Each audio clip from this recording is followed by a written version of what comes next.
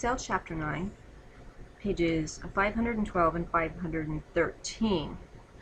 Alright, extrapolating from a series of values. At the top of page 513, click in cell B10.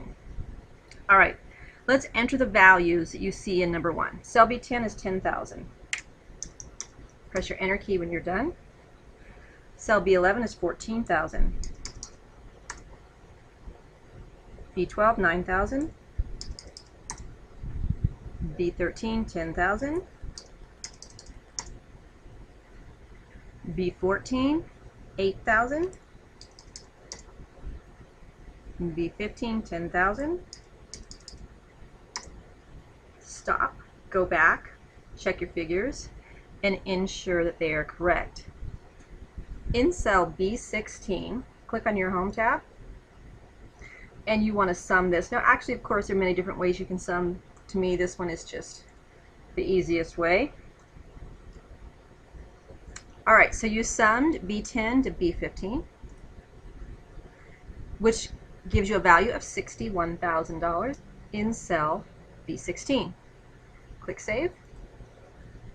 Read that brief little paragraph, and then let's move on to extrapolate the year 1 expenses to the next 4 years. Select the range B10 through F15.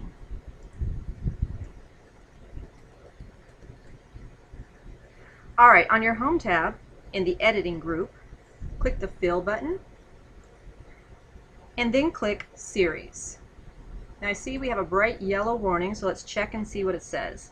Be sure to select the Rows option button so that the series values fill the row and not the column. So Series in Rows. Then click and type growth, and our step value is 1.15. 1.15. Go ahead and click OK.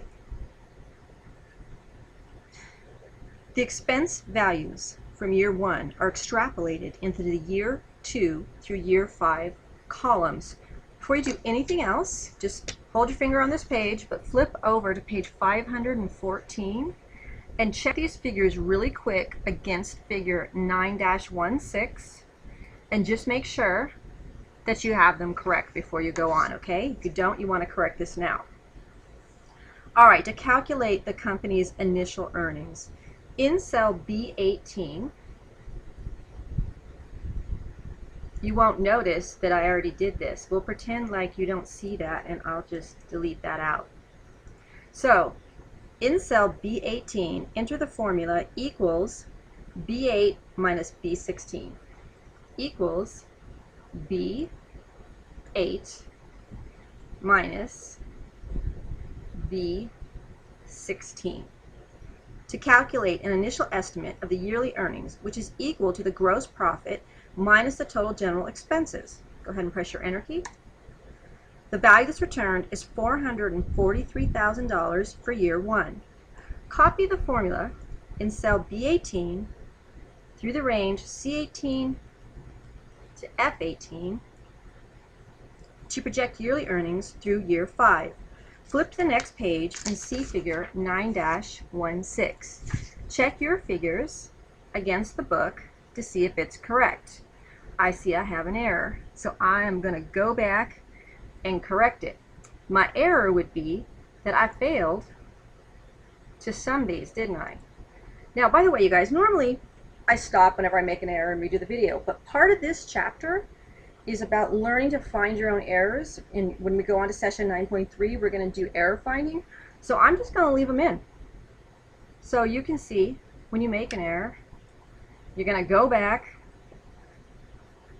because obviously I didn't do my totals, fill it in, get it correct, and then check it again. And it's actually a really important thing to learn to do. Go back and find the errors. You know, earlier I was off by $1. You just have to learn to go back, hunt it down. This one was super easy to see, but what you didn't see was an error I made earlier where I did my step wrong. I just slipped. Very easy slip on the keypad if you do 10 key by touch. My nails are too long, I'm not going to lie, and I did 1.5 instead of 1.15 and had to go back and hunt it down. So it's an important part of learning Excel. is actually to do that. So from now on, I swear, as I do this for the rest of it, if I make an error, I'm leaving it in so that you can see it and see how it works and what you have to do to correct it. So if you made an error like I did, go hunt it down until you get yours to match figure 9-6 on the top of page 514. And when you have it correct, reach up and click save, and you're ready to move on to the next video.